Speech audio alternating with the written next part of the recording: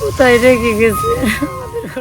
তপ্ত দুপুরের রোদে পুড়ছে মাটি, আর সেই মাটির ওপর শুয়ে আছে এক বুক হাহাকার।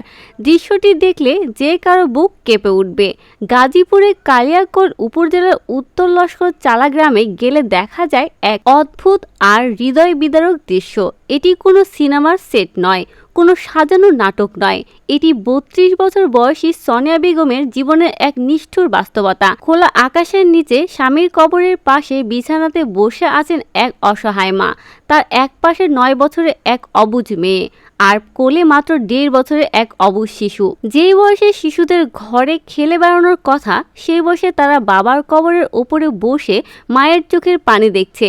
এই করুণ চিত্র আজ আমাদের সমাজের বিবেককে এক বিশাল কাঠগড়ায় দাঁড় করিয়ে দিয়েছে। সোনিয়া বেগমের স্বামী সুজন মিয়া মারা যাওয়ার পর থেকে তার জীবনে নেমে আসে অন্ধকারের পাহাড়। সোনিয়া বেগমের অভিযোগ শুনলে আপনার গা শিউরে উঠবে। তিনি দাবি করেছেন শ্বশুরবাড়িতে যথেষ্ট সচ্ছলতা থাকার সত্ত্বেও তার স্বামীর চিকিৎসার ব্যবস্থা করা হয়নি। টাকার অভাব ছিল না, ছিল কেবল মানসিকতার অভাব।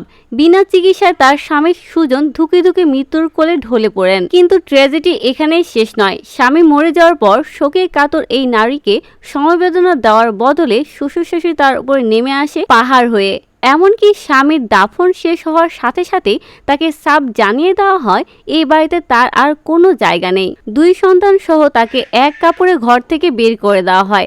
মাথা গোঁজার ঠাঁই নেই, যাওয়ার মতো কোনো রাস্তা নেই। তাই নিরুপায় হয়ে সোনিয়া বেগম ফিরে এসেছেন তার জীবনের শেষ আশ্রয়স্থল তার স্বামীর কবরের পাশে। তিনি বলছেন, আমার তো আর যাওয়ার জায়গা নেই, তাই স্বামীর কবরের মাটিকেই আঁকড়ে ধরেছি। আমি আমার বাচ্চাদের অধিকার চাই, তাদের জন্য একটু মাথা গোঁজার আশ্রয় চাই। আমি আমার নিজের শ্বশুর বাড়িতে থাকতে চাই। সোনিয়ার এই বুক ফাটা আর্তনাদ চারপাশের বাতাসকে ভারী করে তুললেও তার পাষাণ শ্বশুর শাশুড়ির মন গলেনি। এই বিষয়ে কথা বলতে চাইলে সোনিয়ার শ্বশুর কোনো বক্তব্য দিতে রাজি হননি, যা এই অমানবিকতাকে আরও স্পষ্ট করে তোলে। বর্তমানে কালিয়াকৈর থানা পুলিশ বিষয়টি নিয়ে হস্তক্ষেপ করেছেন। পুলিশ সদস্য জানিয়েছেন, তারা 2 পক্ষকে নিয়ে একটি সমঝোতায় বসার চেষ্টা করছেন। গ্রাম্য সালিশ বা আলোচনার মাধ্যমে যদি এই অসহায় মা তার সন্তানদের অধিকার ফিরে না পায়, তবে বিষয়টি আদালতের বারান্দা পর্যন্ত গড়াবে। কিন্তু প্রশ্ন হলো, আইনের লড়াই শেষ হতে কতদিন লাগবে? ততক্ষণ কি এই 1.5 বছরের শিশুকে নিয়ে কবরের পাশে রাত কাটাতে হবে এই মাকে? ক্ষমতার দম্ভ আর সম্পদের লোভে আমরা কি এতটাই অন্ধ হয়ে গেছি যে নিজের রক্তের উত্তরাধিকারীদের এভাবে পথে বসিয়ে দিচ্ছি? এই ভিডিওটি কেবল একটি সংবাদ নয়, এটি আমাদের প্রত্যেকের বিবেকের কাছে একটি বিশাল প্রশ্ন। সোনিয়া বেগম কি তার সন্তানের অধিকার ফিরে পাবে, নাকি এই কবরের মাটি হবে তার এবং তার সন্তানদের শেষ ঠিকানা?